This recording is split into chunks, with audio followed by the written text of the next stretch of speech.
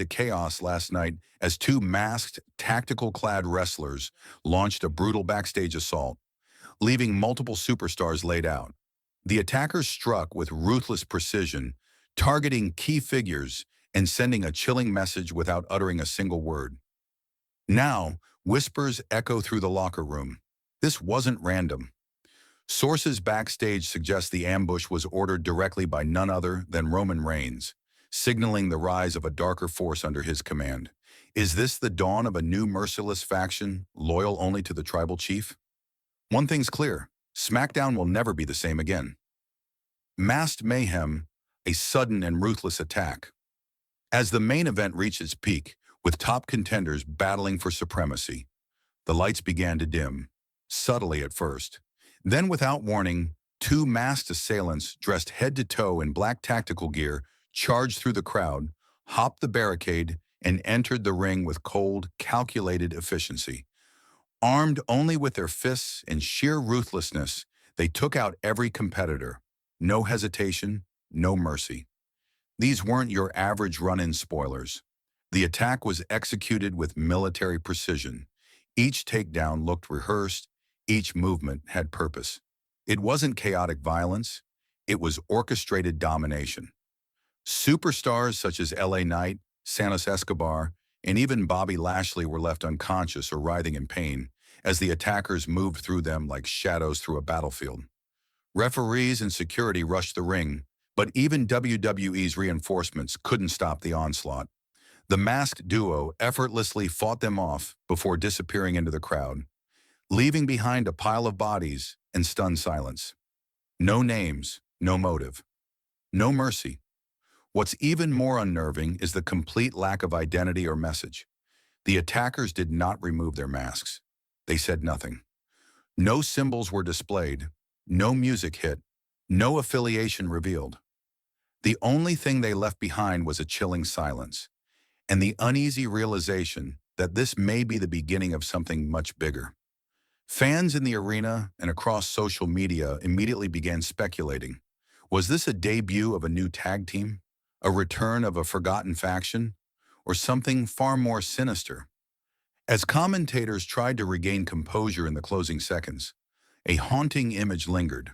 The cold, calculating destruction these two masked figures brought upon SmackDown with the world watching. Backstage fallout, panic in the locker room. According to backstage reports, the SmackDown locker room is in turmoil. Several superstars were reportedly furious at the lack of security preparedness, while others are said to be rattled by the nature of the attack. WWE's official response has been quiet, only acknowledging the incident in a brief social media post calling the situation under investigation. Roman Reigns' puppet master behind the shadows?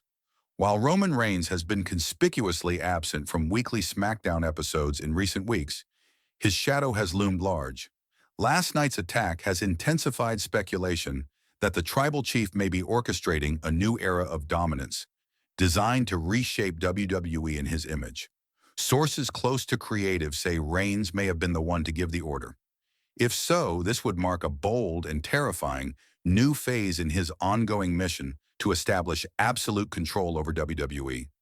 The Shield reborn or reforged in darkness? Naturally, the comparisons began immediately. The black tactical gear, the silent, brutal style of attack, the coordinated takedown. Fans began drawing parallels to the Shield, the iconic faction that once included Roman Reigns, Seth Rollins, and Dean Ambrose, Jon Moxley. But this is not the Shield of old. This feels darker, meaner, more calculated. If Reigns is behind this, it would signify that he's forging a new version of the Shield, one that serves him alone. No brothers, no equal leadership, just subordinates executing his will. Who are the masked men? That's the million-dollar question. Theories are flying fast and furious. Some believe these attackers are new call-ups from NXT, while others suggest they could be returning superstars repackaged for a new role. A few names rumored: Braun Breaker and Xian Quinn, known for their power and aggression; Jacob Fatu and Tama Tonga, part of the extended Anoa'i family tree, and potential bloodline recruits. Former Retribution members, possibly seeking a second chance with better direction. Others believe this could be a completely new team, groomed in secrecy at the WWE Performance Center, trained for a mission that only Roman Reigns understands. The truth remains hidden, literally beneath those black masks. Control, fear, legacy. The rumored mantra. Backstage chatter points to a chilling phrase making the rounds. Control, fear, legacy. It's being whispered as the possible creed of this new regime. If true, it's a stark departure from past WWE factions that sought dominance through flashy entrances and loud declarations. This group, whatever it's called, is rooted in silence and shock. They don't want your attention. They want your obedience. Roman's long game, a legacy fueled by destruction.